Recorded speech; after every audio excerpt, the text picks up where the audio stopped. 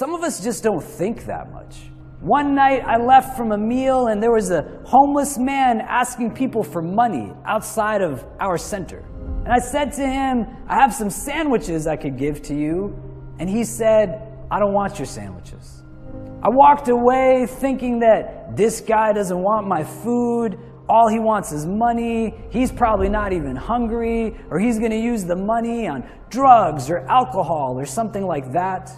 And I caught myself in my thoughts.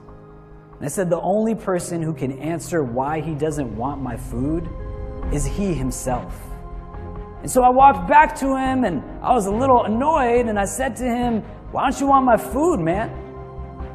And he walked to his shopping cart and he took out a bag and he said, I already have food. And he said, if I was to take your food in addition to the food that I have, there's no way I would be able to eat all of it, and some of it would get thrown away. And he said, me living the life that I live, I will never throw away food. I said thank you to him for not just teaching me something about himself, but teaching me a lot about myself. And I walked away with a different recognition of who it is that I'm not necessarily today, but what it is that I really want to be in the long term. Society teaches us to look at ourselves a lot, but not really look for ourselves. You just think about how much time you spent in front of a mirror, how much time you spent in terms of the care of your physical, your external, to fit into boxes that people place you in that you might not even know you're in, but you're trying to fit into somebody else's standard of who you're supposed to be. My daughter and I, we go to Dunkin' Donuts a lot. She's 4.5 years old.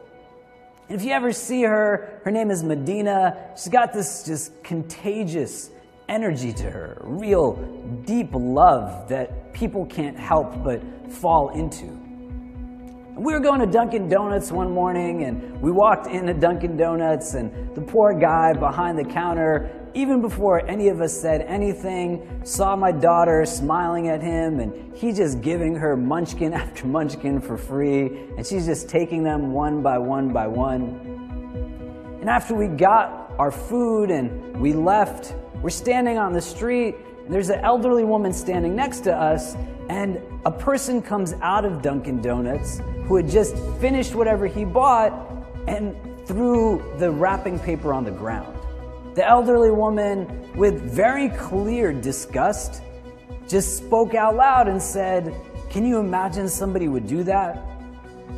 My 4.5-year-old looked at me and looked at the trash on the ground and then looked at the woman and said to her, "Well, why don't you pick it up?" I got very uncomfortable and I went and picked up the trash from the ground. But it made me really think about things. Where you have people who are definitely making the world a much dirtier place. And then you have people who can even identify that that's a problem, that you shouldn't be throwing garbage on the ground. But there's not that many people who are actually going out of their way to still pick it up and make it much cleaner. And I think where we transition into that third place, that says that it's not just enough to say that something that is not good is not good.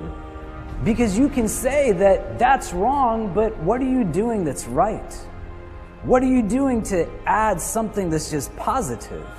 I think we get scared sometimes because we fit into this very formulaic pattern of what it means to be successful.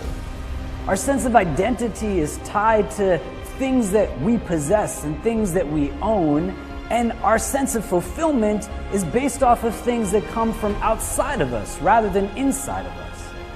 Nobody's telling us that we need to be honest, we need to be compassionate, we need to be merciful, we need to be just, we need to be loving, we need to be generous.